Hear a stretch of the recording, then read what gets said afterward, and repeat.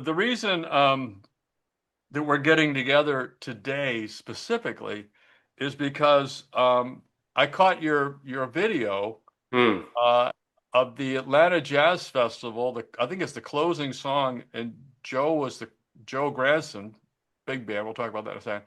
I think it might have been the closing number, and he was the closing act for the weekend, wasn't it? I don't know if it was the close. I can't remember if that's the last song we. It might have been. But yeah. I love the Atlanta Jazz Festival. It's always been a blast. I've had the opportunity to play it a couple times. But this was a lot of fun because Joe was the headliner on the last night, and it was great.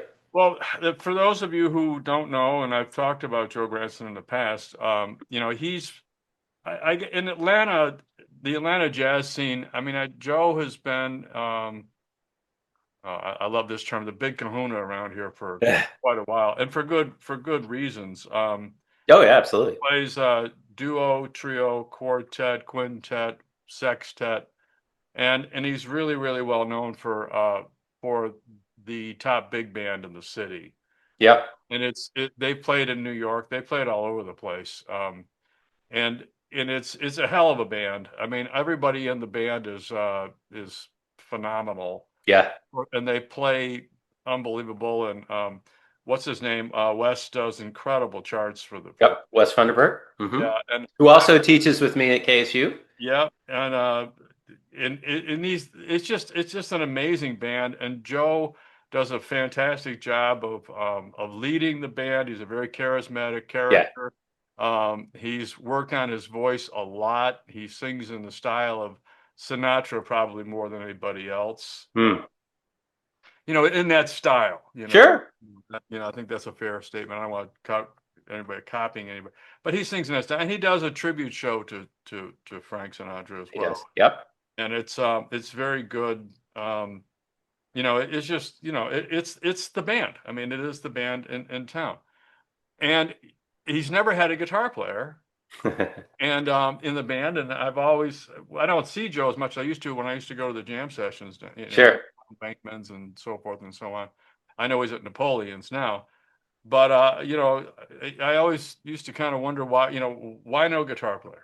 Why Hmm. no guitar player? Got to have a guitar player. So I look up one day, and there's a guitar player playing, and guess who it is? It's you. Just happened to be me. Yeah, sure. And I go, well, that's appropriate. I mean, that's very cool. I love it. And you were doing your big band guitar player thing.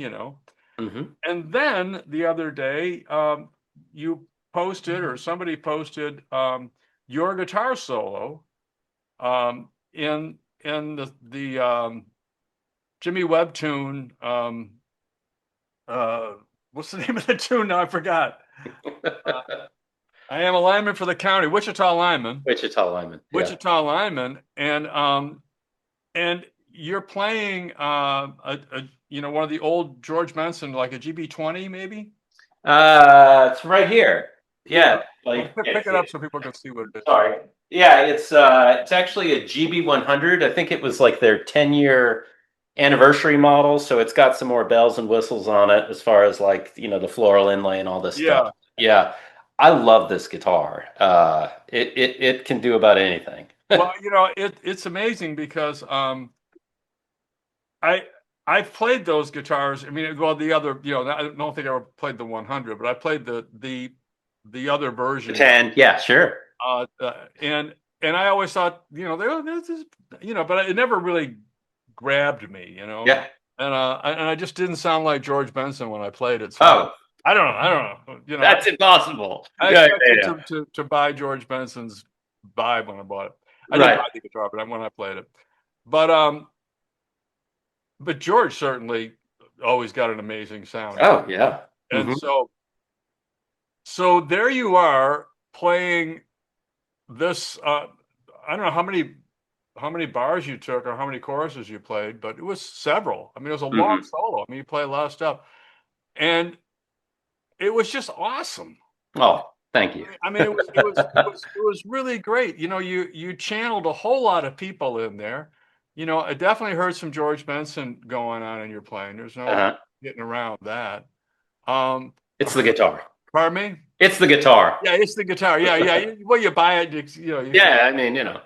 but I definitely heard some, some George Benson, but I heard, the Kenny Burrell kind of stuff, because of some blues, a little bit bluesier, because George obviously was bluesy.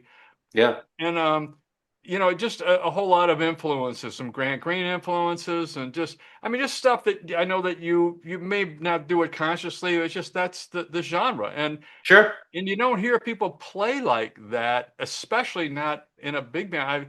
I can't tell you the last time I heard somebody take a guitar solo with that tonality in a big Mm, band in a long time. I mean, you hear John Harrington with Steely Dan, but he's sure. playing overdriven electric guitar, Right. and so the tone was that of that I don't the only words I've got is old school. It's that old new I'm school. old. I'll take it. Well, yeah, I was just going to say you're young, but anyway, but it's that old school, the tone, those are flat wound strings. They sound like, Yes. yeah, flat wound strings, and probably is that your Hendrickson amplifier you're using? No, because it's a jazz festival, we're basically playing their back line. It was Oh, a Fender Twin, maybe? well, that's not a bad amp. Oh, no, no. Yeah. There are Especially if I don't have to lift it. there are three great amplifiers for jazz. I think the deluxe, if you can play lower volume, the twin, and then the Hendrickson amplifiers, I think are wonderful. But Absolutely. but the guitar sounds amazing. I mean, it sounds really really great, and you play fantastic in it. I mean, I just love it. It's very, it's organic. It's human. It's it's not. You don't get the feeling that you're just pulling crap out of your back pocket and sticking in page. You're playing something. It's really really great. So I want you to talk to us a little bit about your experience playing with that big band and Sure. what that means to you and how you approach it and specifically on that solo, if Okay. talk about your approach when you get that much time to really develop, because you developed a whole story for us to listen to. So, Mr. Wright, Well, thank you. Well, first, thanks for having me, Bob. You know, I'm a big fan of the magazine. well, thank you. Um, yeah, so I've known Joe for many years, through the jam sessions, and occasionally he would hire me for gigs in which he just needed a guitar player. But over the past couple years, he's hired me more for, when he has bigger shows and has a bigger budget. I know I talked to him the other day. He was like, yeah, Bob's always asking me why I didn't have a guitar player. And a good part of that is really budget. I mean, I'm always so impressed that he's able to get the caliber of musicians that he does and the size of the band. I mean, just adding one more piece to that band, it's complicated. I mean, I've led bands in the past, and I know how hard it is. But those bands were like quintets. This is like a whole another level of organization and just trying to make the numbers work. And so the way it's worked out the past couple of years is Joe's called me for a lot of the bigger events, which works great for me. And I've really really enjoyed it. And there's a couple little guitar features throughout a lot of his music, which that song is obviously one. Um, but if I could just say, as far as big band goes, I mean, that's kind of in some ways how I got started. I mean, playing in big band in high school, and then when I was at UGA, playing in the UGA big band, and then so in some ways, going back to my roots, I love big band guitar. I love chords. I love all of that. I just think it's so much fun being part of a rhythm section. I'm also lucky enough that I play in the Georgia Symphony Orchestra Jazz Ensemble, which is led by Sam Skelton again, which is a big band that plays around the region, and that's a lot of fun. That's really hard because we're each show is thematic, and we've got like a rehearsal or two, and then we do the show, and then a couple months later, it's a completely different thing. Uh, so, anyways, I love it. In Joe's band in particular, I mean, a lot of my friends for decades now play in that band. And the music that Joe plays is really interesting to me because it's some of it's typical big band and some of it's not. For example, like Wichita Lineman. Right. And I do think that hopefully the guitar adds that extra element to some of those songs and hopefully kind of diversifies his sound a little bit. Um, what did you? Oh, you asked me about that solo. So yeah, I mean, when we But do that song, before you yeah, go into please. that solo, let me comment on a couple things you said. Well, first of all, Sure. um, because Joe is who he is, and because Hmm. his brand has such a high cachet in the area, all of the best musicians in the area Absolutely.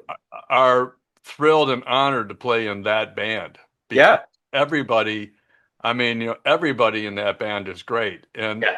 And when you get the call, I can only imagine that it's like, yeah, when, where, all that kind of thing. Because, Absolutely. I know from when I was down at Georgia State and all that and hanging out at the jam site, I mean, I know who those guys are. And in fact, I Yeah. studied with a lot of those guys. Yeah. Um, and and so if that tenor guy can't make, well, he's usually the same tenor, but if this guy can't make it, then there's two or three other guys of that same caliber that are just dying to play. And it doesn't, it's like a great college football team. It doesn't take a hit. It's just the next guy stands in, and they just Yeah. keep rocking and rolling. That's So right. That's exactly playing right. in that band is an honor. and Yes. and Agreed. all of the people that play in that band are they're all true professionals. Yeah. So Right. I can imagine that, yeah, having all those personalities around is, I had one time I had a nine-piece band, and everybody was actually pretty good because they were all professionals. But I had a four-piece band. It was a real pain in the ass. Yeah. So I Yeah. I Sure. understand. But That's why I but play a lot of solo guitar gigs these but days. no, It's easier. we could talk. I had a group one time. They all came in drunk on a Friday night. Yeah, that Every happens. one of them came in drunk, or it was a Saturday night, and I said, "You guys are all fired. This will be the last. This will be." I went Yeah, back to playing solo. yeah, But yeah. anyway, but so having that caliber of musician, to play, it is an honor to play in that group. Yeah. And Joe has been able to maintain that quality because of who he is and his brand, and the way he conducts himself, and the way that he appreciates what the audience has given him and all of that. And I think everybody just latches on to a great leader, and he's a great leader. So I think it's wonderful. And the fact that He is, and he does a great job of uh, playing music and presenting the music in such a right, way so that the musicians are engaged, but also the audience is engaged, which is so important.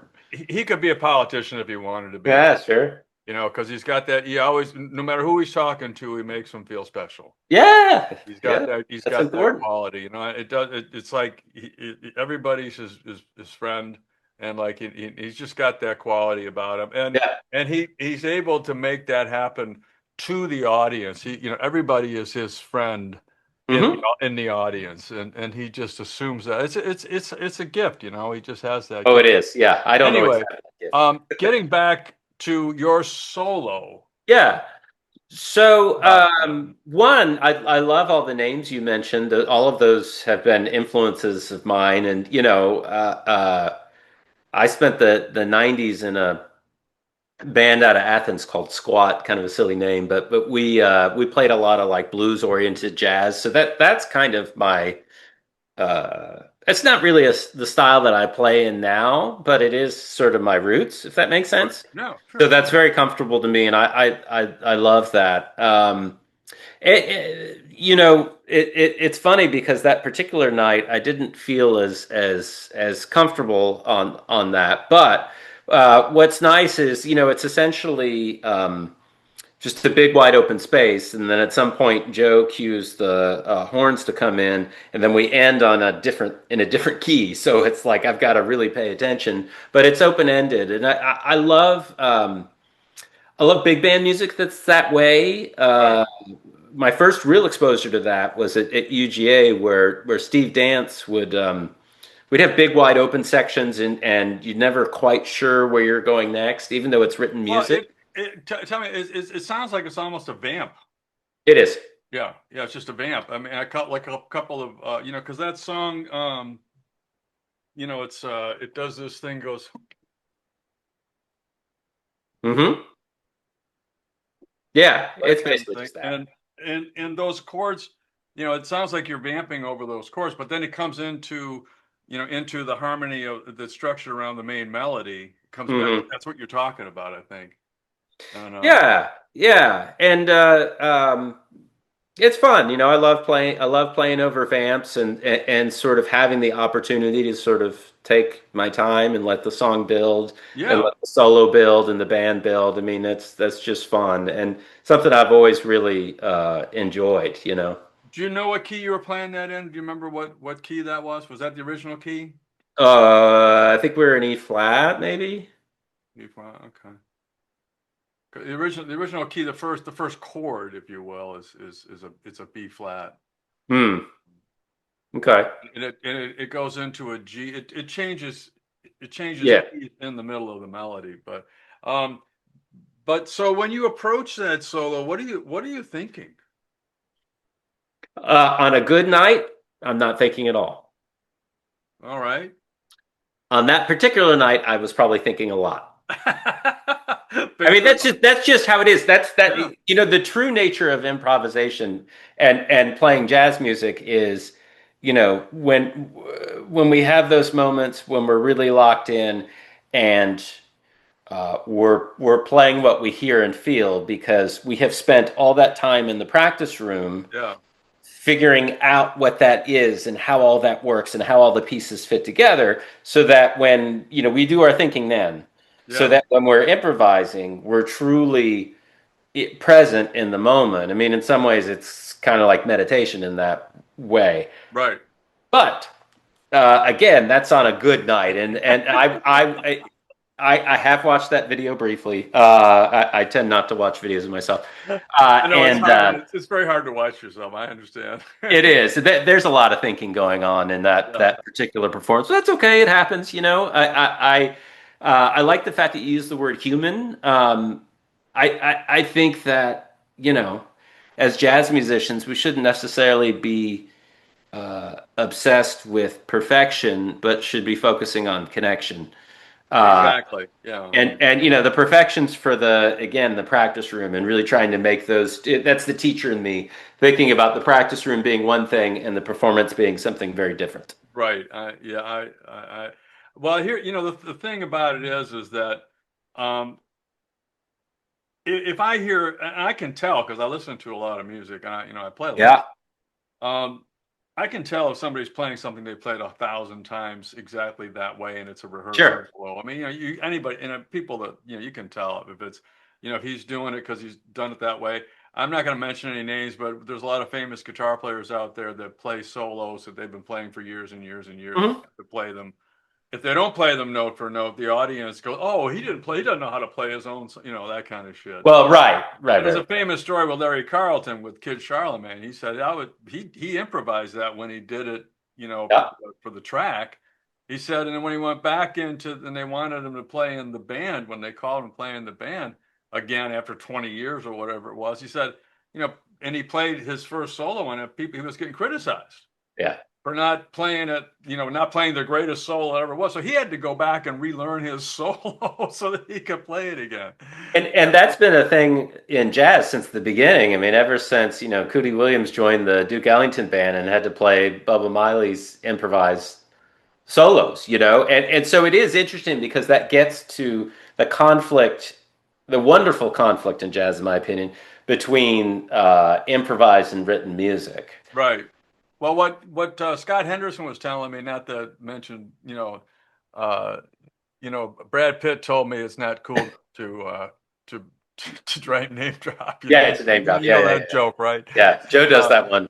Yeah. So anyway, what Scott Henderson was saying, I said, well, how much of it is, and him and there was a couple people that said that, and Wayne Krantz is another one that said it. Mm-hmm. I said, how much of your improvisation is true improvisation? How much of it is back Mm-hmm. pocket stuff? And and Scott will say, well, on a good night, it's There it is. it's 90% improvisation, and on a bad night it's 10%. It just depends, what's going on.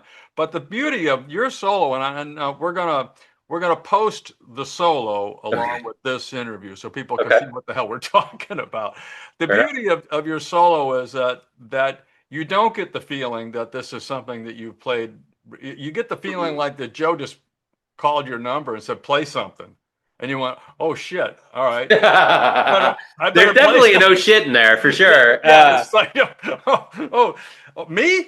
Yeah. What? Okay, here we go, and off to the races. And rather than whether it's true or not, rather than 6 months to prepare Oh, right. for a solo, and play something that you just know is just coming up. It has that feeling. It has an organic, hey Awesome. Trey, Thank why you. don't you play something for us? Right, right, right.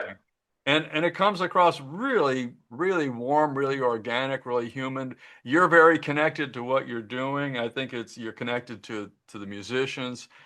I think it was one of the nicest things I've heard in a long time. I, Oh, I was thank you. That's I've really loved nice. it, and Good. Thank that's you. why we're here. Because Yeah, yeah, sure. this is important stuff. So you're not thinking. I know the answer to this question. I just Go ahead and ask it. Let's see. you're not thinking, okay, let me see Dorian mode, and then I think I'll do some mixing. No, and if And I then I'll go. was, it would be terrible. Uh, I want to clarify that for people, because there's a lot of people that go, well, what mode, what scales was he playing? What was this? No, man, if you're thinking like that, you're not playing music. well, and there is a time and place for that, Of and course there is. we have to go through those things to develop more tools in our toolkit, Right.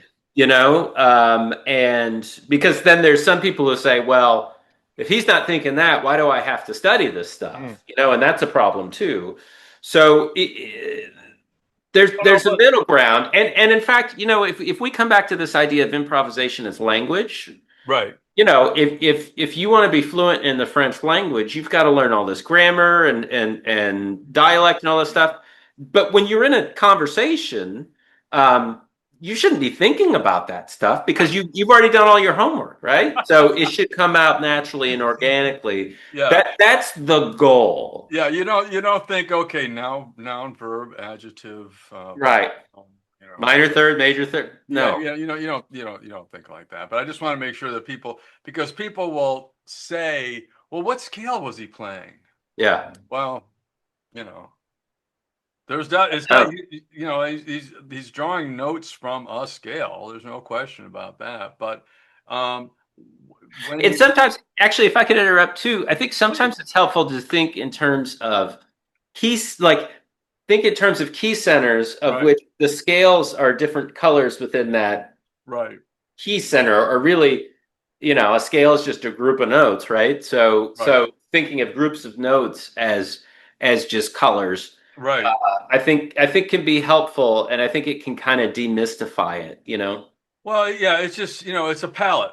That's what Yes. I like to call it. I think of it as a palette, and when Picasso or anybody sits down in front of his canvas, you go, okay, I got a blank canvas. I think I'm gonna you know use a little bit of this, a little bit. I mean, it's colors, and you begin to understand how they kind of go together, and I think that you draw upon that to express yourself in an extemporaneous way. And I don't know. I mean, I'm getting pretty far out there in frou-frou world, but No, no. I mean, that's the beauty of this yeah, art form, right? I think that's why we do what we do. yeah. I just want people to understand that it's not a it. You have to. What is the old line? Study all that shit, forget it, and play. Hmm. Um, so yeah, you have to kind of know, and that does give you. I mean, I've studied all that stuff, for better or for worse, and I still mess around with it quite a bit. Good. during the day. Well, how can I, but when I'm playing, I don't think like that at all. I mean, not at all. The only thing, to your point, I think, okay, we're in E flat, or we're in B flat, or we're in A flat, or we're in whatever it is, and then that's about it. And then after Right. that, just that we just go from there, and and but I mean, I know that you teach 101, and in the beginning of improvisation, some will say, well, outline the chords, 1 3 5, Absolutely. 1 3 5, 1 3 5, 1 minor, 1 3 5. Well, that's the beginning. That's the beginning of grammar. That's noun, verb. Yeah, absolutely. Yep. You Yeah. got to know that stuff. Well, and the irony is, Bob, too, my favorite thing about playing big band is actually just grooving with the rhythm section. Like there's just a magic there, and whether you're playing, Freddie Green quarter note style or different kinds of things, I mean, that's really kind of my wheelhouse and what I enjoy the most. In fact, I'll tell you, I just recorded an album with Joe last month. It's a quintet record. I think it comes out later this fall, and it's really cool. The music was arranged by the pianist Kenny Banks, Oh yeah. and we're playing standards, but they have sort of a different sort of bent on them. I can't imagine that with Kenny Banks playing piano. Oh, it's great. No, I'm kidding. So, oh yeah, it's so much fun, man. And but what's cool is you start thinking about the rhythm section, and it's like, okay, if I'm going to do quarter note comping on this, you know, it's funny playing that quarter note comping style live is one thing. Doing it, recording it's really tricky because you're trying to listen to the bass and the ride cymbal and the Right. guitar and make it sound like one instrument, not three instruments. And man, that is such a challenge, but It's a beautiful one. And as much as I enjoy soloing with the big band, it's that rhythm section stuff that really gets me going. who was playing drums and bass that night? I'm sure I don't know. So it was actually Robert Boone, which Okay, it was was kind of Robert. fun. Okay. Former graduate of KSU, Yeah. and then Craig Shaw on bass, Well, it's two great. which is not Joe's typical rhythm section. So I thought they did a great job, and yeah, it was fun. And then obviously Jeff Hayden on piano, Yeah. who is Joe's pianist in the band. Yeah. No, I studied with Jeff. Oh, did you? Cool. Yeah, Yeah, Jeff's great. at Georgia State. Took some of his classes, and then I also had him on some gigs with me. Oh, cool. You talk about this is back, when I was doing more of that kind of stuff. Yeah. You talk about when you look over and you see Jeff Hayden playing piano for moi, I go, it's that old. Which one of these things doesn't belong? Stop. I had all these. It was pretty cool. It was pretty cool. The thing about the drums. So I actually took a dozen drum lessons Oh, cool. because I was down at Georgia State, and Yeah. and in the what do combo thing, Hmm. and I played in rock bands and blues bands and folk rock bands and all that kind of stuff, Sure. and I'm listening to the drummer, and I'm going, what the hell is he doing? What is he thinking about when he's doing whatever he's thinking? Yeah. What is going? Because I'm just used to everybody follows me.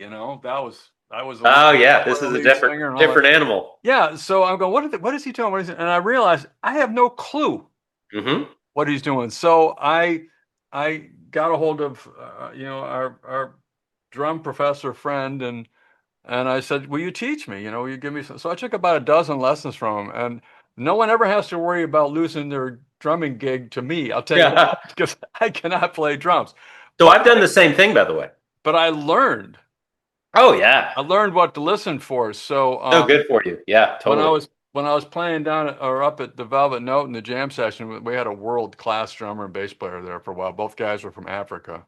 Uh-huh. And God, my biggest thrill was locking in specifically Yeah. with the drummer. And I would just turn and just, while everybody else is playing solos, and I would just lock in with him. and he would smile at me because he knew I was trying, you know. Yeah, yeah, yeah, yeah. And But that's the best. yeah, That's the best. yeah, Andre Manga was playing bass, and Gusten was playing drums, and Oh yeah, it was crazy. And Randy Hexter playing piano, Bill Hart on guitar, with like me. a great band. Oh, it was, yeah, it was. I kept me going there Thursday nights for a long time. Yeah, sure. They were fantastic. But, for those guys out there, listening to this that aren't, that aren't really sure what's happening with the drums, because a lot of guys very sophisticated and I'll tell you what, you take a few drum lessons, and it helped me a lot to Yep. figure it out, lock in, know when to, what's going on and all that kind of stuff. So, to your point, in your recording, um, yeah, that recording is a whole different world, man, and it's a precision deal.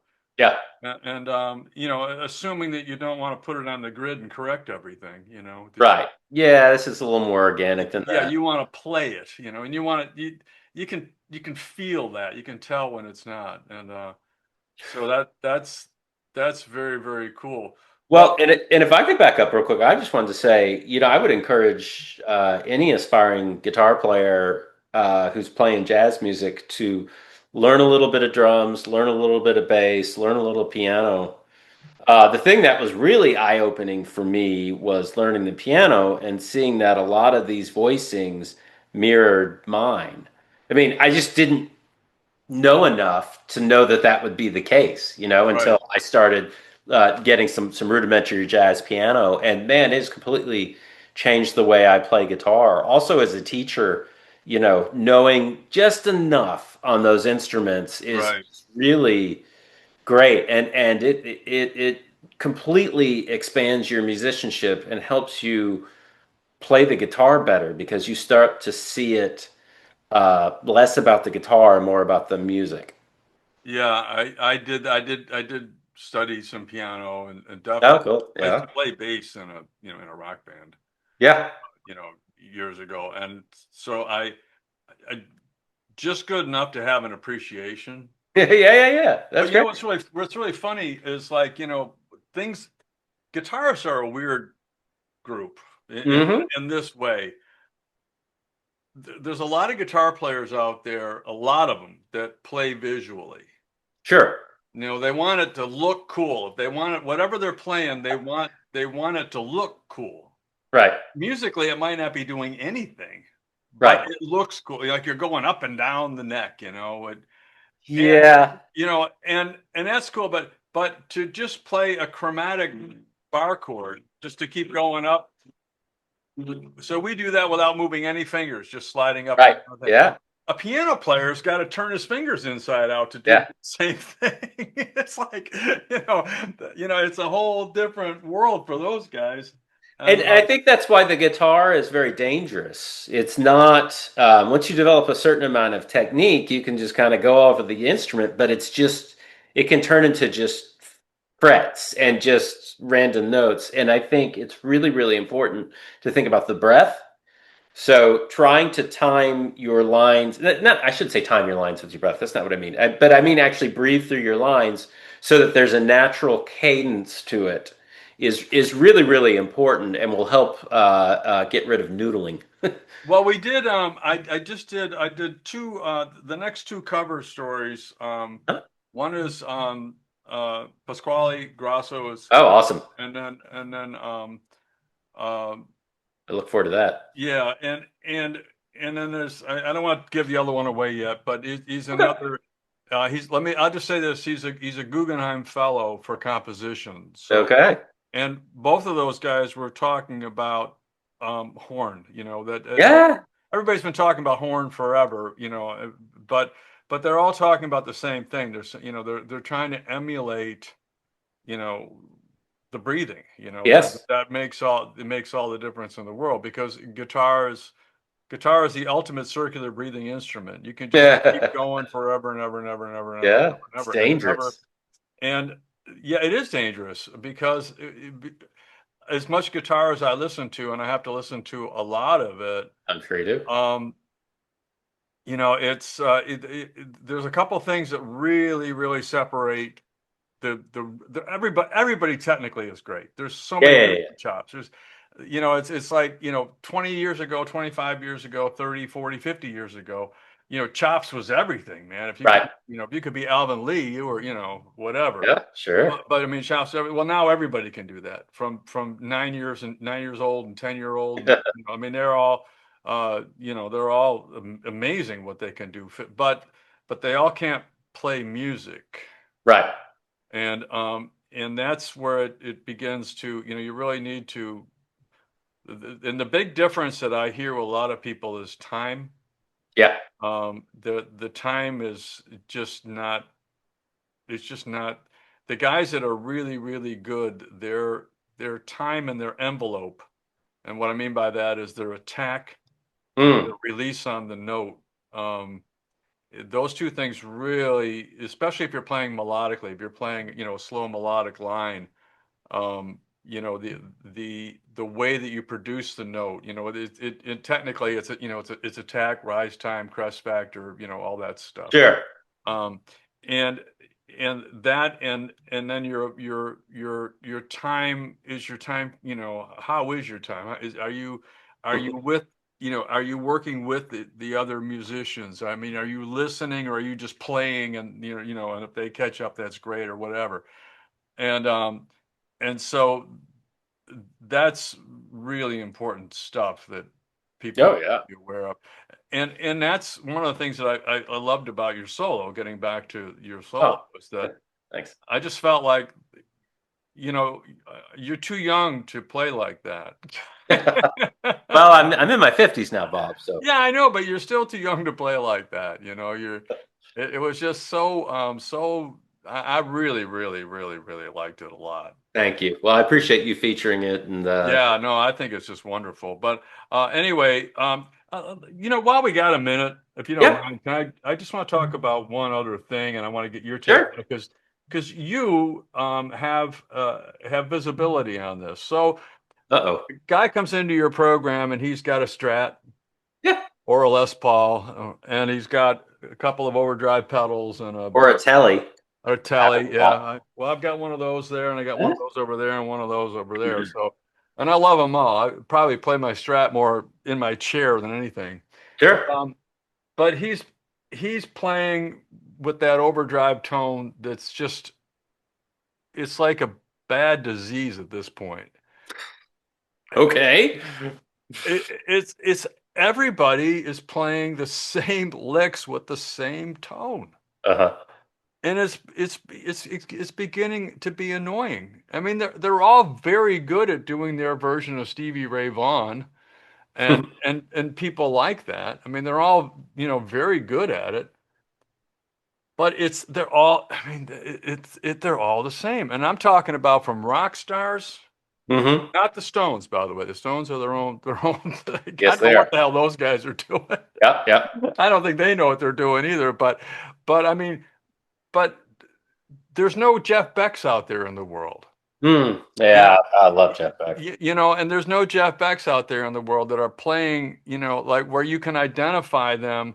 I mean, Carlos Santana, you could identify him in two or three notes. Hmm. But Jeff, I mean, they all sound like some version of Stevie Ray. Not even Clapton, to be honest with you. Clapton in his prime. They're much more Stevie Ray-ish, if you will. Hmm. And it's the same damn tone. I mean, they're all using the same. I don't care if they're playing with a Les Paul or they're playing with a Strat. It's because once you plug it into the overdrive pedals, Mm. and you go into that mode, of overdrive, saturation, all that kind of stuff. Yeah, is there a difference? Yeah, there's a difference. And I've got both instruments, and I probably have 100 pedals like around me right now. So Sure. I speak the language. But I wish that but Jeff played with overdrive, but he didn't sound like everybody else under the sun. And his tone wasn't even like everybody else under the sun. Yeah, I think. Well, so to your point, I mean, I think regardless of the genre, there's obviously a place for really trying to find your own voice. I mean, there are definitely guitar players out there. I mean, the one I'm thinking of is not necessarily a lead player, but like Johnny Greenwood of Radiohead. I mean, you hear two notes, you know exactly who that is. I mean, he has a certain way of writing on the guitar that's, I mean, it's very obviously him. Right. Yeah, I mean, I think regardless of the genre, I mean, I think for myself, I mean that's been a real challenge over the years is um, trying to find out, trying to study the music, to learn the language and learn the style, but then trying to figure out, well, how do I fit in? Right. I come at it from a different angle from a lot of people. I like folk music. I like a lot of different things. Right. And trying to let that come through, this big umbrella genre of jazz is really fun and liberating. And I think that, I think there's a lot of guitar players doing really interesting things. I totally understand what you're saying. I just, maybe I tune a lot of that out. Yeah, I mean, well, or try to tune it out of people. But Reva Bassi is the Uh-huh. he's going to be our October cover. Oh, sweet. That's great. Yeah, do you know him? Yeah. Oh, Oh I my, don't know him, yeah. but I mean, but yeah. yeah, great. What a really interesting guy. I mean, now Yeah. he's got his own, definitely has his own thing going on, as they all do if they're on, Right. you know. But but I mean, it's he comes at everything from the composition point of view, and Hmm. I think that a lot of the players, that I'm beginning to uh, observe more, getting my attention are composers, Oh, absolutely. doing a lot of composition work, and so their sense of melody. It's they're looking for original melodies, Yeah. and then making those, musical, if you will. And it's that's really fun for me. But there's a slew of guys that are really, really creative and really, really good out there. Someone you might want to check out that I don't know, you may already be familiar with him is Amos Hoffman. I don't know, but please send me an email with that or a text with that, because I'm always looking for people that, well, you know what I'm looking for. Yeah. Kind of He's people. he's based in South Carolina, so not too far, and he's also an accomplished oud player. Oh, wow. And so all of that, kind of factors into this really, really unique style. Very, very well versed in the tradition, though. I mean, he can Yeah. he can play, any jazz thing you want, but he's really got some unique stuff. Yeah, I'll send you his info. Well, listen, thank you very, very much. We've been at this for about 45 minutes. It's originally Thank going you, to be Bob. about a 15-minute. What'd you do? Yeah. But I love talking with you because you're Yeah, a fount of information. And so this is Bob Bakert with Jazz Guitar Today. We want to remind you that, so you've got a bunch of records out, I do. Hmm. and your current label is Blue Canoe Records. Blue Canoe, which is Joseph, right? Yep, Joseph Patrick Moore. Yeah, Joseph Patrick. Is he still out in Vegas? Is he still out in He is? Yep. He's a great guy. Yeah. He played on a record of mine from about 10 years ago. He played on Oh, wow. a couple of tracks, and Yeah, he's phenomenal. yeah, he's phenomenal, and he's got a great ear. And Yeah. I guess Marlon Patton is back in Nashville now. Is He's that? in Nashville. That's correct. Yeah, he Hmm. moved out. Last time I talked with him, he was, well, I haven't kept up with him, obviously, but I recently saw that he's in Nashville now, which, those guys were like, "Ooh," it's crazy.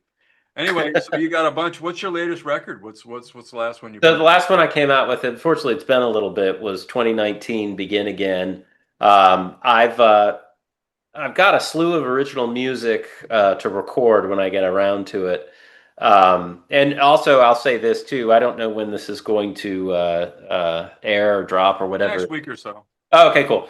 So on Monday, I wrote it down. Monday, September 15th, I'm doing a concert at KSU. Okay, now That, let me turn off my phone. I'm sorry. oh, you're fine. yeah. But I'm really excited about this concert. It's just with my trio, and we're doing, calling it Something Old, Something New, because I realize my trio has been around for over 25 years. I don't know when it was formed, So sometime in the late 90s. who's playing in the trio? Currently, because it's changed over the years, it's Mark Miller on bass and Justin Chisark on drums, who are also KSU faculty. Yeah. So I'm going back through like the old records from 20 years ago and pulling songs off those that I haven't played in forever, Now, and when is then this going to writing be? some new stuff. When is this going to be? This is Monday, September 15th at the Bailey Center at Kennesaw State, and it's streamed online. It's a free stream. You just have to reserve a virtual ticket, but it's gonna be fun. Yeah, send me that info. I will. Um, that would be very very cool thing to do. Yeah, it's gonna be Um, and you got the thing coming out with Joe too, Joe Gransden. Yes, that's right. Yep. Yep. Do you know the title of that? I think it's TBD currently, but it should be out by the end of the year, is I think his game plan. And is well, we'll you know when that does happen, get a hold of me and we'll talk Okay, that'd be great. more. Yeah, I'd We'll love have to talk to know about a it. little bit more about it. You got anything else you want to add before we say goodbye? That's about it. Other than I really appreciate you guys having me, and I also appreciate everything you guys are doing to tell people more about the jazz idiom and how it relates to really a wide range of music. Well, So that's we're great. trying. I appreciate that. If you like out there in TV world, I should do this in the beginning. I watch a lot of YouTube, and these guys are all so much better at promoting I know. themselves than I am, or than we are, I should say. Please subscribe, like, share, follow, tell your Yep. friends. The community grows. This community grows every month because we get the report. Analytics. Yeah, and we're a dedicated, loyal group. This crowd. So that's really really important to me. But please like, share, follow, and all that. It does make a big difference to the YouTube algorithm, which Yep. is a really a true thing. I post on Facebook, the Jazz Guitar Today Facebook and the Instagram. We're always putting up stuff there as well. So check us out. Um, if you do nothing else today, go to YouTube, and I think the title of it is Joe Gransden Trey Wright Guitar Solo or Something something. like that. Yeah, Yeah. something like that. And well, you know what? I'll tell you what. I had it up because I sent it to a couple of people today, Oh actually. Lord. Well, no, it I'm come just on, kidding. man. It's really really good. And if and just take a few minutes. It's about a 3 or 4 minute video. And it's they don't have to listen to the whole song if they're not interested in that. Right. But your solo is specifically cut out, and we're gonna put it in the magazine along with this interview. But that may be a Great. little while. So if you want to check it out, just go there right now. Trey, thank you, man. Thank you, Bob. Really Hey, appreciate you. Have thank a you great so day. much. Have a great day yourself. Have a great weekend. If I don't, obviously tomorrow's Friday. See you. Bye All bye right. now. See you, man. Bye.